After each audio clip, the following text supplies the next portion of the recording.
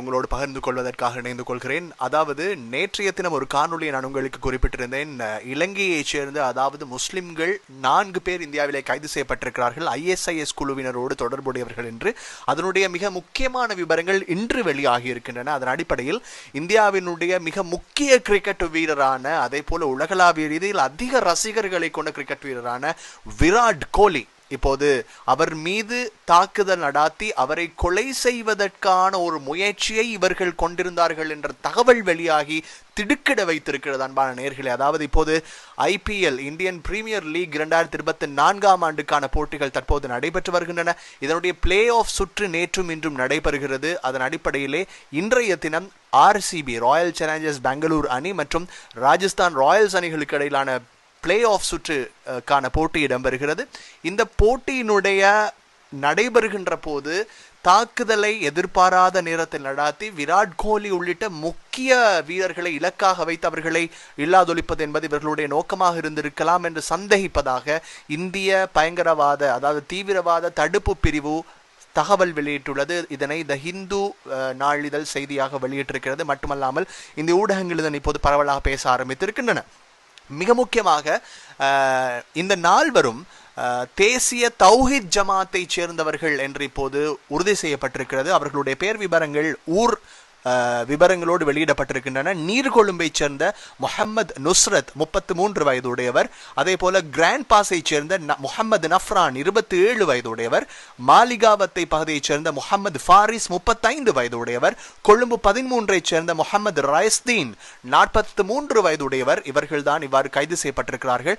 இவர்களிலே grand பாஸை சேர்ந்த முஹம்மது நஃப்ரான் அவர்கள் சரத் அம்பேபிட்டிய முன்னாள் நீதியரசரினுடைய கொலை வழக்கோடு தொடர்புடைய மிக முக்கியமாக அறியப்பட்ட பாதாள உலக குழுவினுடைய தலைவராக இருந்த பொட்ட நௌஃபர் என்று அழைக்கப்படுகின்ற நியாஸ் நௌஃபரினுடைய மகன் ஒருவர் என்பதுதான் மிக முக்கியமான ஒரு விடயமாக இருக்கிறது. இவர்கள் 2017 ஆண்டு இவர் ஒருமுறை கைது செய்யப்பட்டிருந்தார். மாணிக்கக்கல் மற்றும் தங்காபரண சட்ட மூலத்திற்கு அமைவாக அல்லது சட்டத்திற்கு அமைவாக ஏற்கனவே இலங்கை போலீசாரால் கைது செய்யப்பட்டிருந்தார். இவர் தன்னுடைய பாடசாலை கல்வியை இடையிலே விட்டுவிட்டு அதாவது ஆடை கைத்தொழில் அதாவது துணிகளை இந்தியாவிலிருந்தும் துபாயிலிருந்தும் இலங்கைக்கு கொண்டு வரும் தொழிலில் ஈடுபட்டிருந்தார் என்பது இப்போது வெளியாகி இருக்கிறது. அவர் அடிக்கடி அங்கு சென்று இந்த நடவடிக்கைகளில் ஈடுபடுகிறார் என்றும் இப்போது தெரிய வந்திருக்கிறது.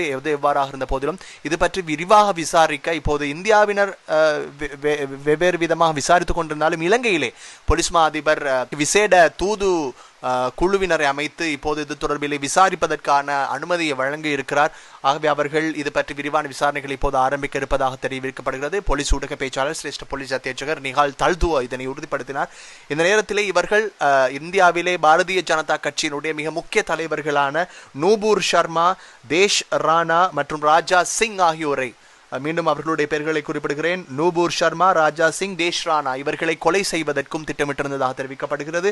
நூபூர் சர்மா, ராஜா சிங், தேஷ் ராணா ஆகியோர் பாரதிய ஜனதா கட்சியினுடைய மிக முக்கிய தலைவர்கள். அவர்களை கொலை செய்வதற்கும் இவர்கள் திட்டமிட்டிருந்ததாக தெரிவிக்கப்படுகிறது. இந்த நிலையிலே இவர்களுடைய கைத்தொலைபேசியிலிருந்து அதாவது மிக முக்கியமான இந்தியாவினுடைய நதிகளுள் ஒன்றான அதாவது இவர்களுடைய கைத்தொலைபேசியிலிருந்து நர்மதா நதிக்கரையை அண்மித்த அல்லது அதற்கு அண்மித்த மிக முக்கியமான ஒரு பகுதியினுடைய வரைபடம் ஒன்றும் கண்டுபிடிக்கப்பட்டதாக தெரிவிக்கப்படுகிறது. இவர்களுடைய கைத்தொலைபேசியிலிருந்து கிடைக்கப்பெற்ற தகவல்களுக்கு அமைய இவர்கள் பாகிஸ்தானில் இருந்து இயங்கக்கூடிய ISISின் மிக முக்கியமான தலைவர்கள் ஒருவரான அபு என்பவரோடு தொடர்பினை பேணியதாக உறுதிப்படுத்தப்பட்டிருக்கிறது. அவர் இலங்கை ரூபாய்களில் தலா 4 லட்சம் வீதம் ஒருவருக்கு இவர்களுக்கு வழங்கியிருப்பதாக தெரிவிக்கப்படுகிறது. பாகிஸ்தானில் இருந்து தயாரிக்கப்பட்ட ஆயுதங்களும் கைப்பற்றப்பட்டிருக்கின்றன.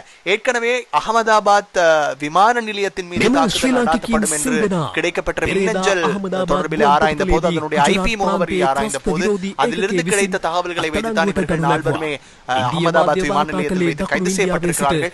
இவர்கள் சென்னையிலிருந்து இண்டிகோ விமானம் மூலமாக அகமதாபாத் தகவல்கள் உறுதி செய்யப்பட்டிருக்கின்றன. அதோடு இவர்களினுடைய மேலதிக விவரங்களை பார்க்கின்ற போது கிடைத்திருந்த புலனாய்வு தகவல்களின் பிரகாரம் இவர்கள் சென்னையிலிருந்து ரயில் மூலமாகவோ விமானம் மூலமாகவோ வருவார்கள் என்றுதான் தெரிவிக்கப்பட்டிருந்தது. இந்த நிலையில் தான் இவர்கள் தேசிய தௌஹீத் ஜமாத்தை சேர்ந்தவர்கள் என்பது இப்போது உறுதி செய்யப்பட்டிருக்கிறது. உண்மையிலே இஸ்லாத்துக்கும் இறுக்கப்படுத்துகின்ற ஒரு செயலாக இதனை பார்க்கக்கூடியதாக இருக்கிறது. ஏற்கனவே இலங்கையிலே ஏப்ரல் 21ஆம் தேதி நடாத்தப்பட்ட பயங்கரவாத தாக்குதல் அல்லது ஈஸ்டர் தாக்குதலை நடாத்தியவர்கள் மீதே தேசிய தௌஹீத் தௌஹீத் ஜமாஅத்தைச் சேர்ந்த அவர்கள்தான் ஜஹரான் தலைமையிலான குழுவினர் தான் இவர்களும் அதே குழுவை சேர்ந்தவர்கள் என்பதனை உறுதி செய்திருப்பதாக இந்திய ஊடகங்கள் இப்போது தெரிவிக்கின்றன. இந்த நிலையிலே இஸ்லாத்தை தேவையற்ற விதத்தில் மக்கள் மத்தியில் கசப்புணர்வு ஏற்படுத்தும் வகையில் இது போன்ற செயல்களை ஈடுபடுத்துவது என்பது மிகவும் தவறான ஒரு விடயமாக இருக்கிறது. அமைதியாகவும் அன்பாகவும் பரப்பப்பட்ட மார்க்கம் இஸ்லாமிய வரலாற்றிலே நபிகளார் காலத்திலே கூட முஸ்லிம்கள் மீது கட்டாயமாக திணிக்கப்பட்ட போதுதான் அவர்கள் போர்களிலே கலந்து கொண்டிருக்கிறார்கள். முஸ்லிம்களாக படையெடுத்த சந்தர்ப்பங்களில் கூட அதற்கு பின்னர் ஏதுவான காரணங்கள் இருந்தன. ஆனால் போரில் கூட அமைதி பேச்சுவார்த்தை முடியாத போதுதான் போர் நடத்துவதற்கு இஸ்லாம் அனுமதித்திருக்கக்கூடிய நிலையில் இப்படிப்பட்ட தாக்குதல்களை நடாத்துவதற்கு இவர்கள் ஏன் முஸ்லிம்கள் இஸ்லாமியர்கள் என்ற பின்னணியை பயன்படுத்திக் கொள்கிறார்கள் என்பதுதான் வெட்கக்கேடாக இருக்கிறது. ஏனென்றால் ISIS கொடியொன்றும் அவர்களிடமிருந்து கைப்பற்றப்பட்டிருக்கிறது. அவர்களுடைய விசாரணைகளில் தெரிய வந்திருக்கிறது. தாக்குதலை நடாத்திவிட்டு அங்கே ISIS கொடியை விட்டு செல்லுமாறு கோரப்பட்டதாகவும் தெரிவிக்கப்படுகிறது. தாக்குதல் இப்போது முறியடிக்கப்பட்டிருக்கிறது என்றாலும் கூட இது இலங்கைக்கும் இலங்கை முஸ்லிம்களுக்கும் மிக அவப்பெயர் ஏற்படுத்துகின்ற ஒரு செயல். எனவே அன்பான நேயர்களே, இது பற்றி நாங்கள் பேசுவதில் பயனில்லை. மார்க்க அறிவும் இந்த உலகத்தில் நடந்து கொள்கின்ற விதங்களும் சரியான முறையிலே பெற்றோர்கள் பிள்ளைகளுக்கு கற்றுக் கொடுக்க வேண்டும் இளமை காலத்திலே. அவ்வாறு இல்லாவிட்டால் இது போன்ற செயல்கள் இடம்பெறும் தான், தவிர்க்க முடியாது. எனவே முற்றுமுழுதாக இது குற்றம் என்பதனை தாண்டி நாங்கள் கவனையினத்தால், எங்களுடைய பெற்றோர்களுடைய கவனையினத்தால் வளர்ந்து வருகின்றவர்கள் மாறுகின்ற ஒரு சூழல். எனவே அன்பான நேயர்களே, உங்களுடைய இல்லங்கள் தொடர்பில் அதிக அவதானத்தை செலுத்துங்கள் என்பதை அன்போடு ஞாபகப்படுத்துகிறோம். மீண்டும் ஒரு சுமூகமற்ற நிலைமை இலங்கை முஸ்லிம்களுக்கு வேண்டாம். மீண்டு வந்து கொண்டிருக்கிறோம் இலங்கை முஸ்லிம்கள். நன்கு நினைத்துக் கொள்ளுங்கள், இந்த பயங்கரவாத தாக்குதல் இடம்பெற்றமை காரணமாக வரலாற்றிலே முஸ்லிம்களுக்கு இருந்த இடம் நிகழ்காலத்திலே இல்லாமல் போயிருந்தது. மீண்டும் சரி செய்யப்பட்டு மீண்டும் முஸ்லிம்கள் அடுத்த இனங்களோடு ஒன்றரை கலந்து வாழ ஆரம்பித்திருக்கிறார்கள். மீண்டும் சந்தோஷத்தோடு சிரித்துக் கொண்டு அதனை இல்லாமல் செய்துவிட வேண்டாம். இலங்கையிலே சிறுபான்மையாக முஸ்லிம்கள் வாழ்கிறார்கள். அச்சத்தோடு வாழ்ந்த ஒரு கால பகுதி இருந்தது. எங்களுடைய பெண்களுக்கு வெளியே செல்ல முடியாத நிலை இருந்தது. எங்களுடைய ஆண்களுக்கும் வெளியே செல்ல முடியாத நிலை இருந்தது. இப்போது மெதுவாக மாறிக்கொண்டிருக்கிறது. இதனை மீண்டும் மாற்ற வேண்டாம். உங்கள் ஒவ்வொருவருடைய தனிப்பட்ட சொந்த விடயங்களுக்காக 4 லட்சம் ரூபாய்களுக்காக 4 மில்லியனுக்கும் மேற்பட்ட முஸ்லிம்கள் மக்களினுடைய வாழ்க்கையினுடைய இயலுமையையும் ஸ்திரத்தன்மையையும் இல்லாமல் செய்ய வேண்டாம் என்பதை அன்போடு ஞாபகப்படுத்திக் கொள்கிறோம். அன்பான நேயர்களே.